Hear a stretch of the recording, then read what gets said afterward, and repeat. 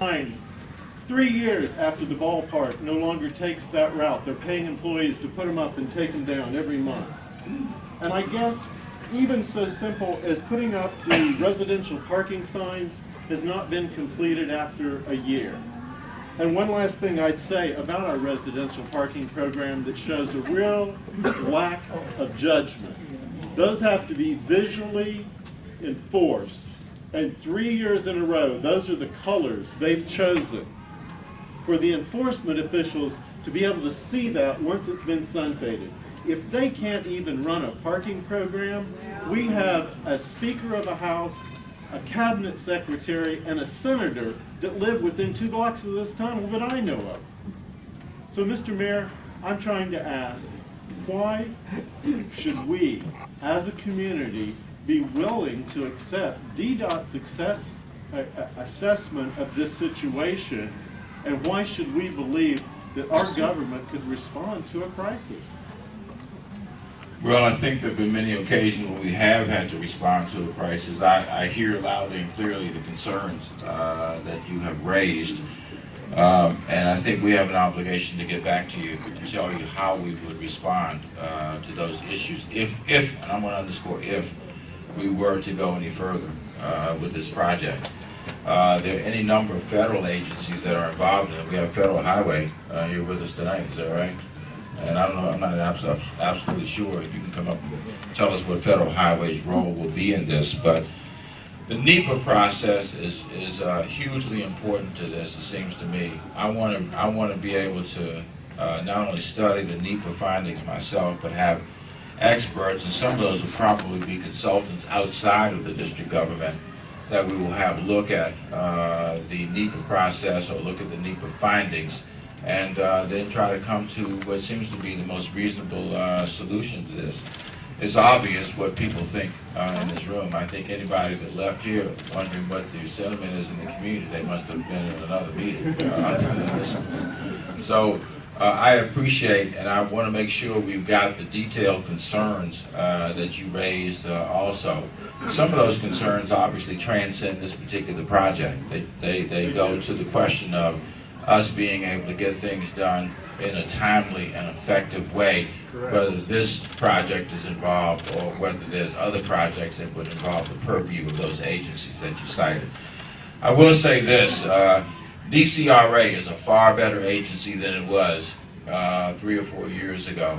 Nick Majette, who happens to be the director of that agency, I think has done a phenomenal job of being able to move it forward and improve it. Are we where we should be? No, we know we're not. But I think we're going in the right direction. And frankly, it is experiences like this that help us continue to get better. So if you don't mind me, I'm saying so, I'd like to thank you for being so detailed in your comments, and this will be instructive and illustrative to us, not only for this project, but for other functions that DCRA and DDOT perform. Mr. Mayor, if I could, there's about 100 employees that work in this building, most of which are parking on Virginia Avenue. That would all be ripped out, and we don't have room for that many more people in this community. The employees are more than willing to go out repeatedly through the day and move their cars, park legally and illegally. And what could we as a community expect you to do to stem the flow of people visiting for commuter purposes? Let's get back to the train. I got it, okay? That's fine. I got it. And by the way, just so you probably know, we have 4 district agencies in this building. The one with the most employees is Child and Family Services, which does our foster care and other children's and families programs. We have our Motion Picture Development Office. We have OCTO that's here, and we have also one other agency that's located here, the Commission on Arts and Humanities. Those are relatively smaller agencies, and we do have a garage downstairs that some people use, some people don't use. We understand that. So we put a lot of money in this building. Actually, we started this project when I became the mayor. We put in about $85 to $90 million. Train, no trench, no trench, no trench. Okay, I got it. All right. I'm I'm just trying to respond to this gentleman's comment, okay? All right, I got it, okay? Yes, sir. Oh, thank you. My name is Meredith Fassett. Thank you so much for coming today. We really appreciate it. As you can tell, I'm expecting a baby. I have a 2.5-year-old at home, and I have grave concerns about safety for children. Our neighborhood is full of little children. We are so thrilled to get confirmation from your team at DCPS that Van Ness Elementary School is going to reopen in 2015, which is outstanding. This project, it's beyond unreasonable. It's reckless in an area where children pass every day to visit friends, to go to school, potentially to come to Van Ness in the future, to basically live their lives. This area is the construction will affect areas where children regularly need to access, and so I would urge you to please consider making an alternative, because this is not tenable for our community and for our children. Thank you. Thank you. And I heard the issues that were presented before. There were four alternatives that were presented. One of which was don't build it. Don't build it. Just want to make sure you all know that I was listening. All right? Yes, ma'am. Here, I'm gonna let you use the mic since you're up here. Thank you, Mayor. We appreciate the platform you've given us to be able to speak.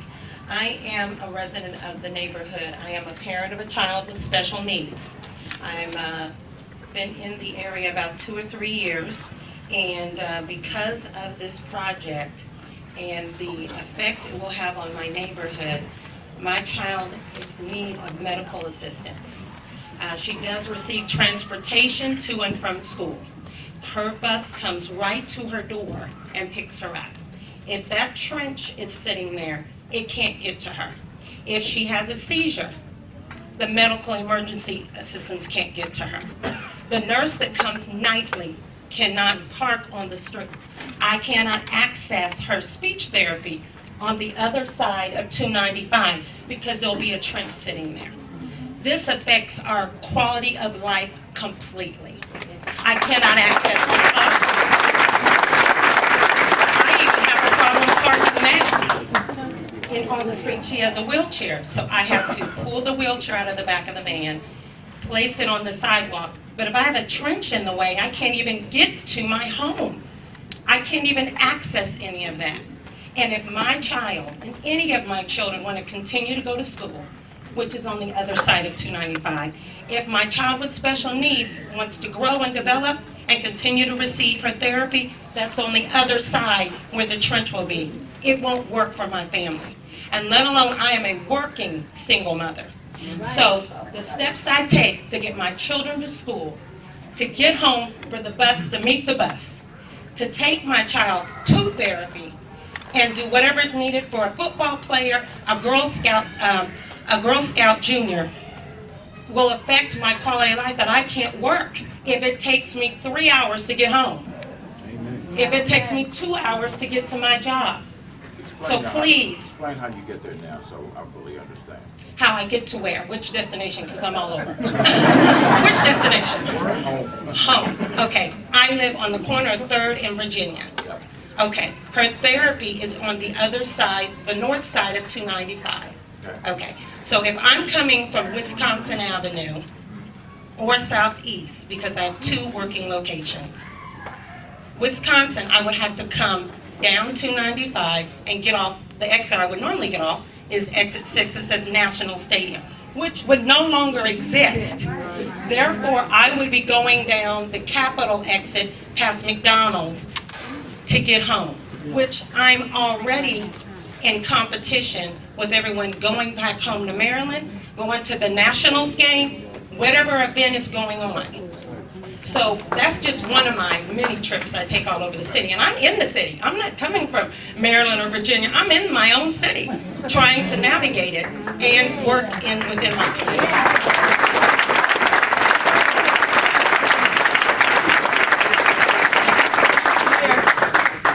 Denise Prep. I'm a resident of Ward 6, and my question to you is, have you spoken with the Transportation Security Administration? Hold on a second. There you go. Sir, you mentioned several times that you had spoken with the Federal Railroad Administration My question to you, sir, would be whether or not you've spoken to the Transportation Security Administration or FEMA. Sir, I would highly encourage you to do so, because there was a law passed in 2007 by Congress called the Implementing the Recommendations of the 9/11 Commission Act. In that law, Congress specifically required rail carriers like CSX to complete security plans. These security plans must be reviewed by the Transportation Security Administration in cooperation with FRA. So if CSX is in this route, then CSX has supposedly already done a security plan. If CSX is going to try to do what they're doing here, then they've written a security plan. Has DC read that security plan? And by the way, not only in this piece of legislation did they do that, but they also said that these rail carriers had to work with local law enforcement officials to make sure, sir, that you were ready and willing and able if and when an accident does occur. So I would encourage you, sir, to reach out to TSA, to reach out to FEMA, and make sure that they're giving you that information. Because not only can they give that information to you, FEMA and EPA are now making sure that that information is given to communities. Because if we're going to be prepared, folks, for something that occurs, by the way, in a tunnel between us and the Capitol, then we ought to be making sure that we know exactly what they're doing. Let me clarify something. I did not mention, I shouldn't have. It was not my intent to mention I had met with that federal agency that you talked about, neither once nor any other time. What I mentioned was those are the agencies that have been involved in this process, but I've had no meetings with any of them about this project. Now, obviously, our staff probably have, and there will be input from them as we try to get to a reasonable solution on this, but I have not met with them myself. Mr. Mayor. Wait a minute. This lady, and then you, sir. Okay? My name is George Lewis. I live at 905th Street. Can you hang on a second? Can you come along? Excuse me. You come on up. Thank you. My name is George Lewis. I live at 905th Street. In February, my name is George Lewis. I live at 905th Street. In February, the emergency vehicles had to come 5 times and take me to GW Hospital. I've had decongestive heart failure that the ambulance had to come and get me. If all that is blocked off, how is the ambulance supposed to come and get me or any other senior that's there? Only thing I'm asking y'all to do is to say no. Don't block all this off that we cannot get the proper help that we need. Thank you.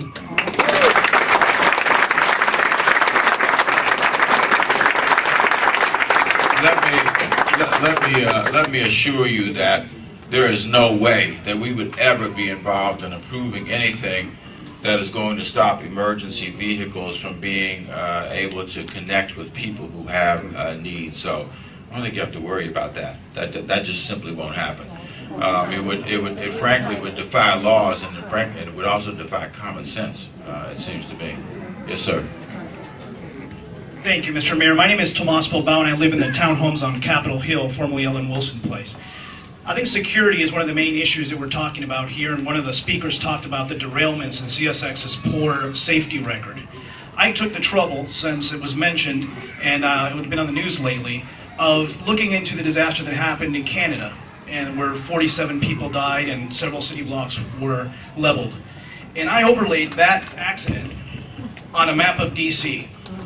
And Mr. Mayor, if you just take, and of course the conditions may not be the same, I'm just taking what happened in Canada and overlaying it in DC.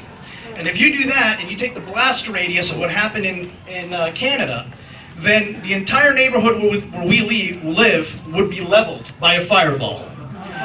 If you further look at where the flames reached in Canada, they would reach all the way to the House of Representatives. That would engulf all the Capitol buildings for the House staff and the congressmen. Now, we haven't received enough information from CSX because of the lack of transparency in this process to know if this is what we're being asked to live with. Maybe not. Maybe the blast radius is smaller and they only expect 30 of us to die and 500 to get burned. But this is an important question for us to have answered before we move forward in this process.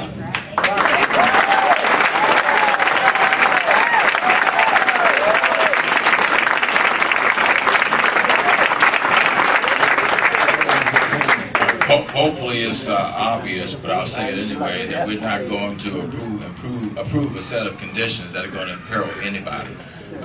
There's no deaths or no injuries that would be acceptable in this. So that's a set of conditions that there's no way we would buy into something like that. So thank you very much for that. As a part of this, we'll work with CSX to understand what their answer to a question like that is. I appreciate that, Mr. Mayor, because CSX, in the meeting we had with Delegate Eleanor Holmes Norton, said that they would be transporting, quote, unlimited amounts of raw crude through this tunnel. And this right here, sir, is what happens when raw crude derails. I don't know if there's somebody from CSX who wants to respond to this. That's not an issue. If somebody wants to respond to it, fine. If not, we'll work with CSX to get an answer to it and get it back to folks. Yes, ma'am, you're in the back. You'll talk with CSX. It's obvious they don't care, because anytime he can put in this statement, we can close the windows. I have asthma, I have a hard time breathing, I need air. And if I'm gonna close my windows, then what do?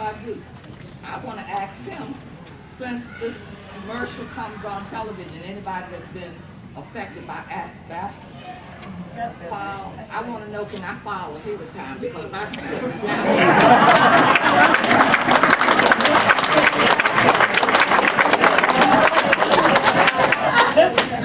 Well, I don't know whether you can file ahead of time.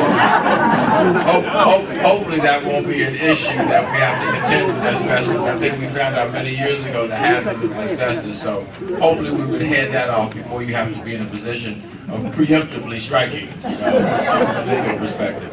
Yes, ma'am. Yeah, I want to echo the concerns about safety, the concerns about health effects, because I think those are really paramount, and those have been well expressed here. I have another question, which is about the timing for this project, because what has been put forward contemplates a 4 to 6 year time frame where we would be dealing with all of this.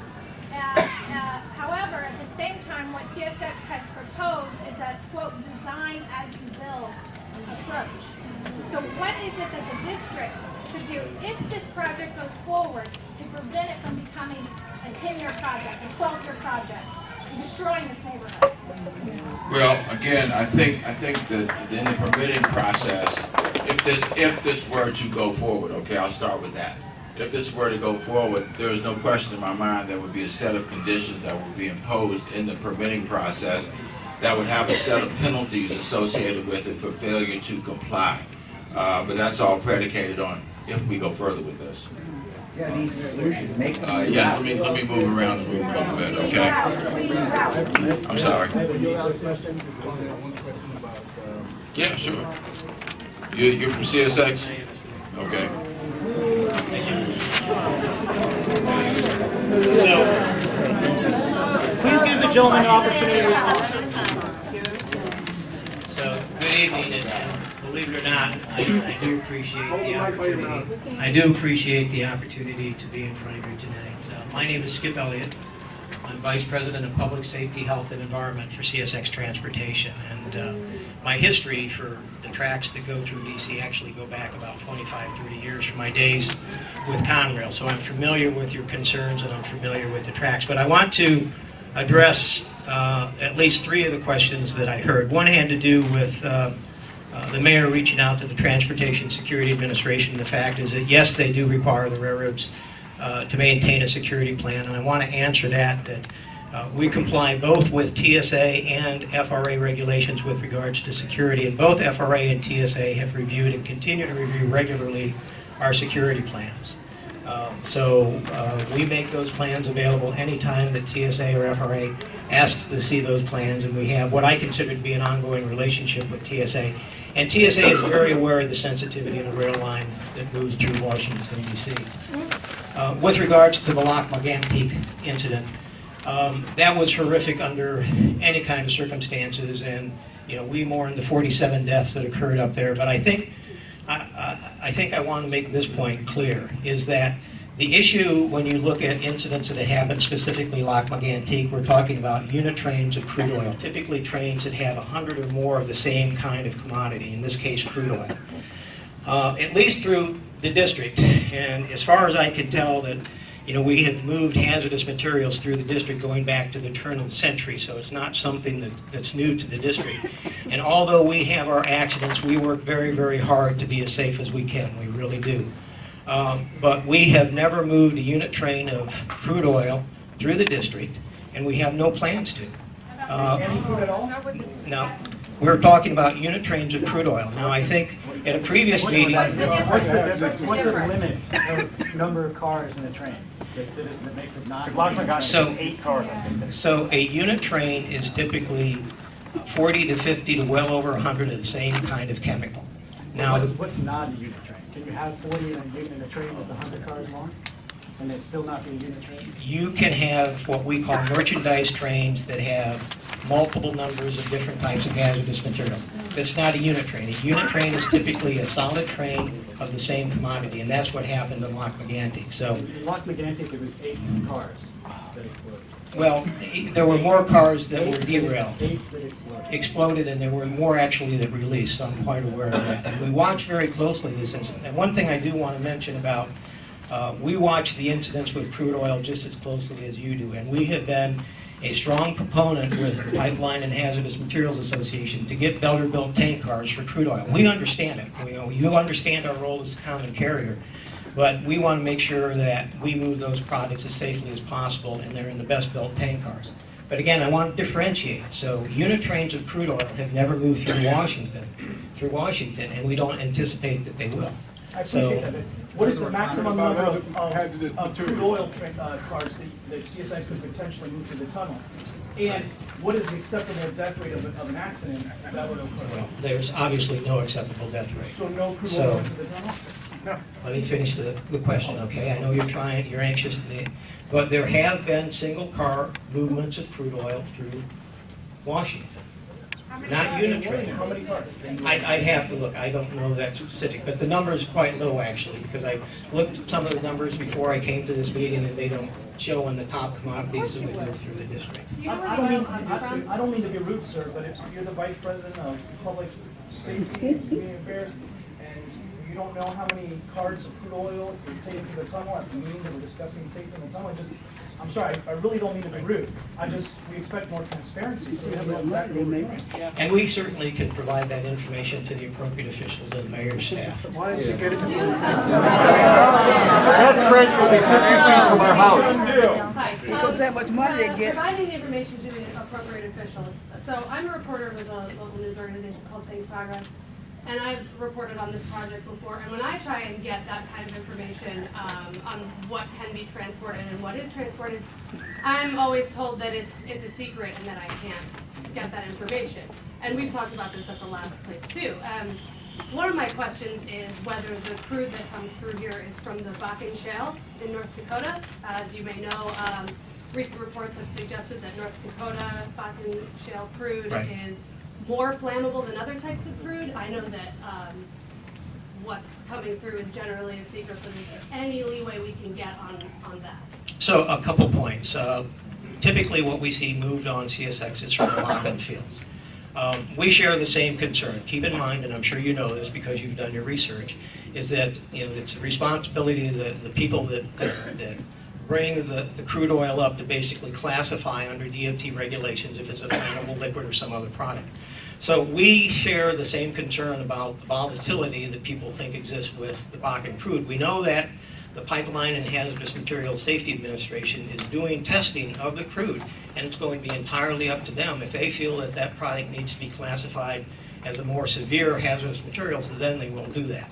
And that's how those cars would be transported. Right, but as of now, would you tell us if that kind of oil is on your trains now? And what about the other chemicals that people are concerned about transporting through? So let's talk a little bit about transparency. And I understand from previous meetings that that's a big concern. I will say this, that, and we've said it at other town halls in other cities, is that for security reasons, we typically don't discuss in public the types of hazardous materials that we move through the district. I told you that we move hazardous materials and have done so for many years. We understand the importance of transparency, and I'm happy that we've started discussions, and we're going to have discussions later on this month actually with the the Mayor's Office of Homeland Security and Emergency Management, provide them a system that actually will give them complete transparency to all the trains that move through Washington, D.C. So they'll be able to see any train approaching the district. They'll be able to go in and see every commodity, 24 hours a day, 7 days a week, every commodity that's in that train. And then whether or not it's a security or some kind of emergency concern, they can share that information locally with the fire department, with the emergency medical folks, because the district will have basically complete access to every train and every car inside of every train that moves through the district. When do you expect that to? I think that, that we're going into negotiations. We'll talk to the mayor's staff, and they've been very, very receptive. And I say this because I've worked with the fire department and the emergency management folks in the district, and they're very, very professional, and they'll do the right thing with the information. Sir, under all three alternatives, trains will be running through an open trench next to construction, which increases the risk of an accident or a derailment you're talking about. That's the biggest concern that we have. We know that hazardous materials have been going through here for decades, but doing this project makes it more risky and more dangerous. Well, again, we work very hard to be very safe, and we understand that let me finish. We understand that accident happens, and I'm sure that as we prepare to continue to do the work in the district, we're going to do everything to ensure that we meet the mayor's expectations, and we try to meet the expectations of the community, but we operate every train as safely as we possibly can. How much money have y'all involved in this city since you have started this whole program? The first slide that the railroad people came in here, when I've been to one of the first meetings, they came in here with a little cracker jack, knowing you didn't know it was from this toe. How could it be a better job you could do? This guy here say they didn't know that these houses would be. How could you not know? What's your question? Another question I got to ask you. Another question I got to ask you. Hold on one second. The Department of What is your question you just asked so we can get an answer? Yeah, but I want to know this. But you got to give it all to them at one time, because you're a bunch of liars. Okay, but what is your question so we can I know they're lying. What is your question so we The can get an question answer? is, how much money have you put in the city since y'all got this thing? Since this project started? Yeah, Buy off the people. how much money? I don't have an answer to that, You don't have it? but I'm sure someone at And I CSX know can get the information. And another question I got to ask you, do you have anything that man over in Virginia Department of Transportation over there who got shot on his stuff over there? I want to know if this man got any fingerprints on the end of his work. I Oh, can't. yeah, oh, you can't answer. Bye. A bunch of lies. Always a bunch of lies. He doesn't know his I think the question that was asked, let me just make sure we're clear. I think the question that was asked was, how much money has CSX spent on this project? And I think that's information that the community would like to have. We'd certainly like to have it too, sir.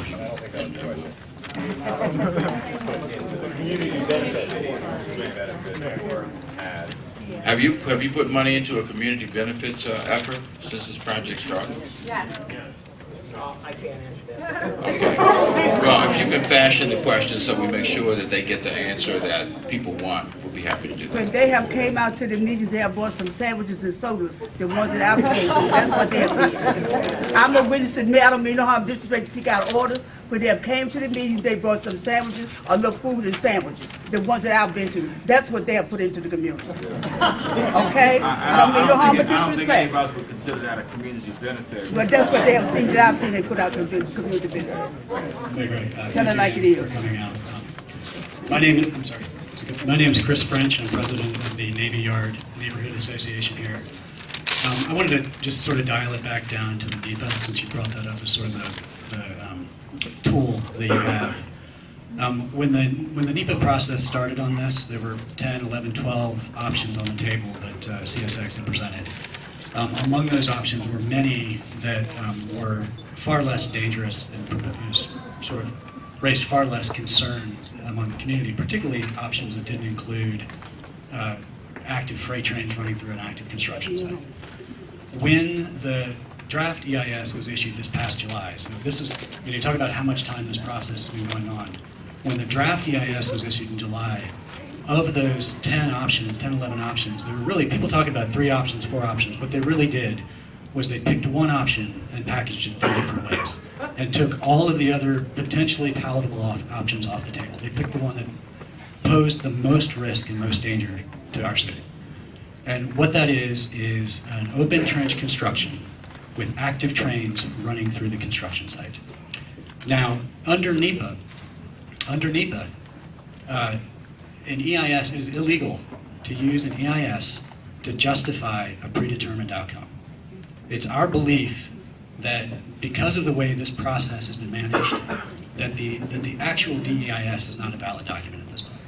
And we think it's very important that the options that actually take into account safety, particularly during construction, are back on the table. We think the DEIS should be paused, stopped, taken out of circulation until those issues and those proposals that were on the table that are more reasonable proposals get fully vetted under the EIS. This is not an active, a real valid EIS.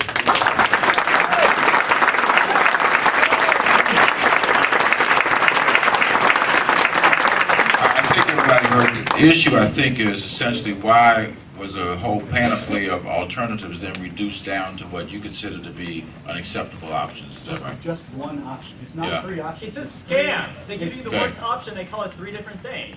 Okay. Mr. Mayor. Who's going to address it? There you go. Identify yourself if you don't mind. Yes. My name's Steve Plano. I'm with the consulting team. And let me just talk a little bit about NEPA and the process and the alternatives.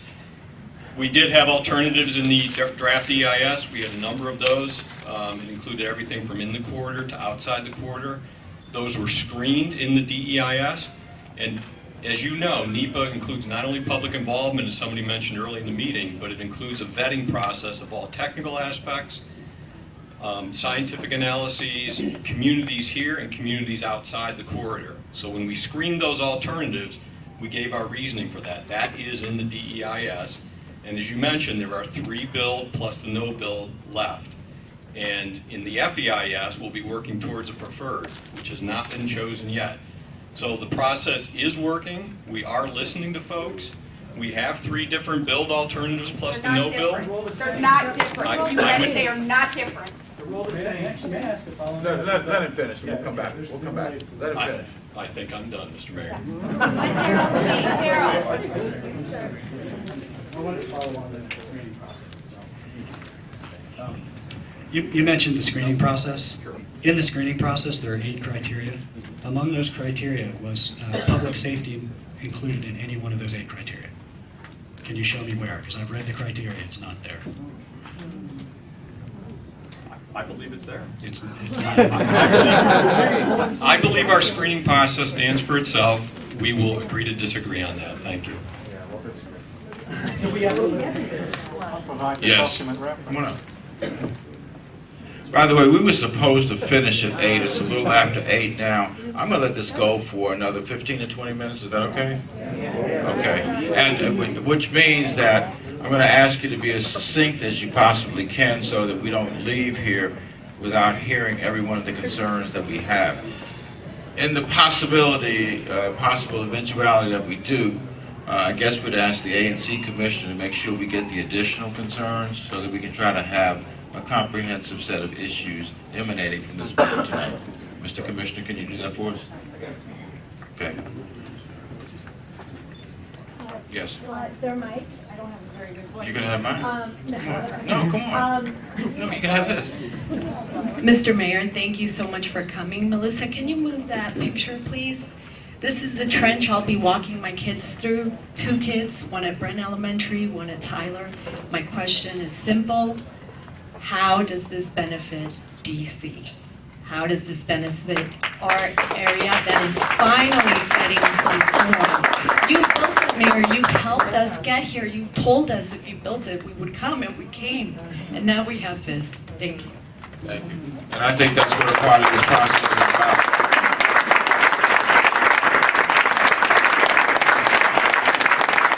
By the way, that's one of the reasons, other than being invited to come, it's one of the reasons why I wanted to come tonight, to be able to hear from people what the sentiments are about what the benefit is to our city.